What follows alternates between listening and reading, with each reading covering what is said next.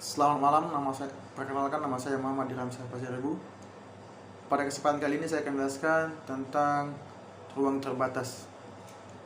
Banyak yang harus kita ketahui apabila bekerja di area atau daerah kerja yang ada dalam suatu ruangan terbatas.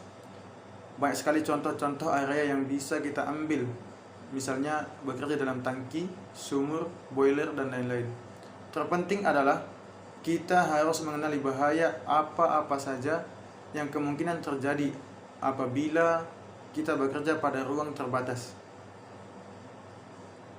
Maka itu saya akan menjelaskan langkah-langkah dan pengertian confined space atau ruang terbatas. Langkah yang pertama yaitu kenali bahaya pekerja di ruang terbatas. Kemudian pahami apakah yang dimaksud dengan ruang terbatas. Mari kita cari tahu lebih lanjut. Ruang terbatas adalah ruang tertutup atau sebagian tertutup yang bertekanan atmosfer dan tidak dimaksudkan sebagai ruang kerja, serta suatu saat mungkin memiliki atmosfer yang mengandung tingkat pencemaran berbahaya, memiliki kekurangan atau kelebihan oksigen, menyebabkan penghisapan dan memiliki cara terbatas untuk masuk dan keluar. Contoh seperti tangki, sumur, dan lain sebagainya.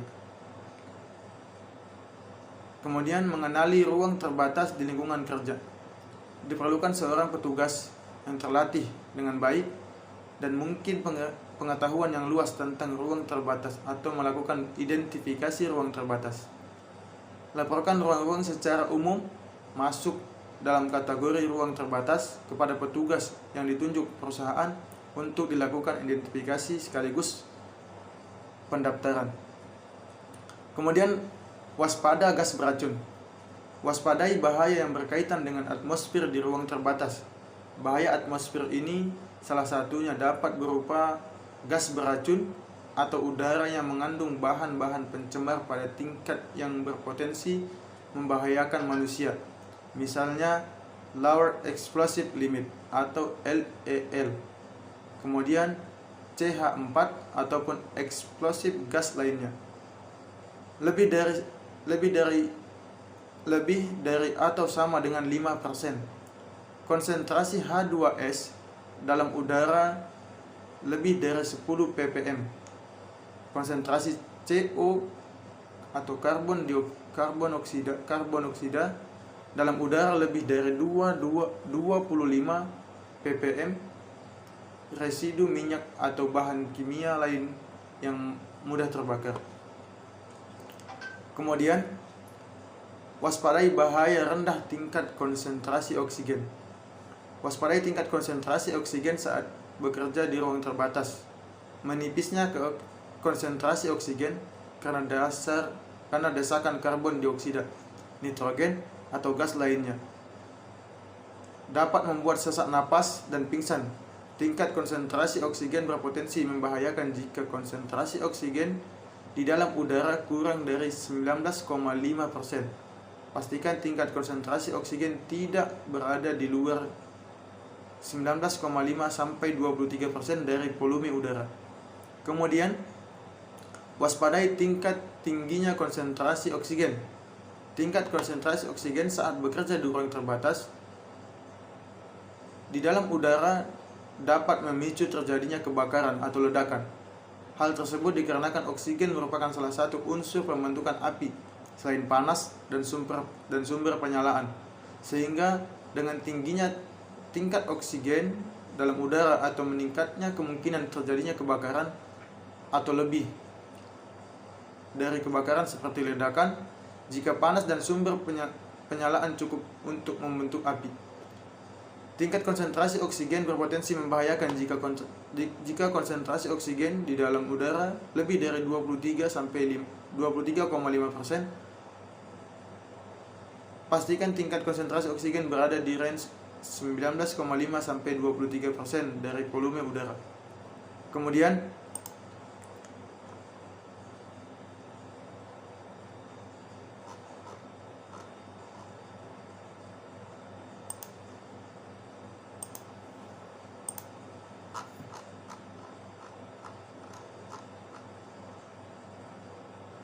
Kemudian selanjutnya,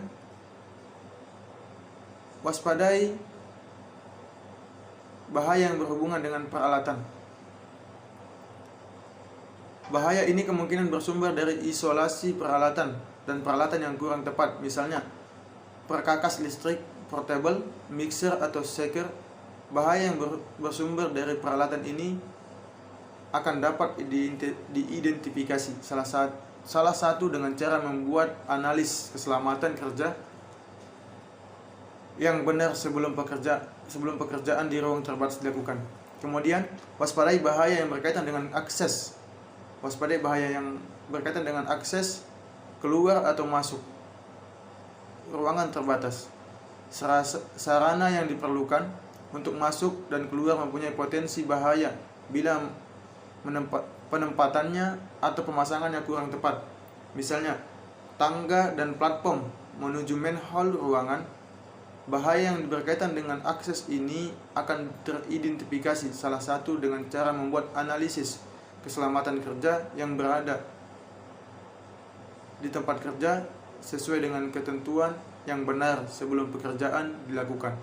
Kemudian, pastikan pengetesan atmosfer dilakukan. Pengetesan atmosfer yang dilakukan harus mencakup pemeriksaan kandungan oksigen serta atmosfer yang mudah terbakar dan beracun. Selain itu, perlu juga diadakan penilaian apakah pekerjaan yang dilakukan akan berpotensi menyebabkan perubahan pada kondisi ruang terbatas. Informasi yang didapat akan menentukan frekuensi yang diperlukan untuk mengawasi dan mengetes atmosfer di ruang terbatas tersebut saat pekerjaan dilakukan.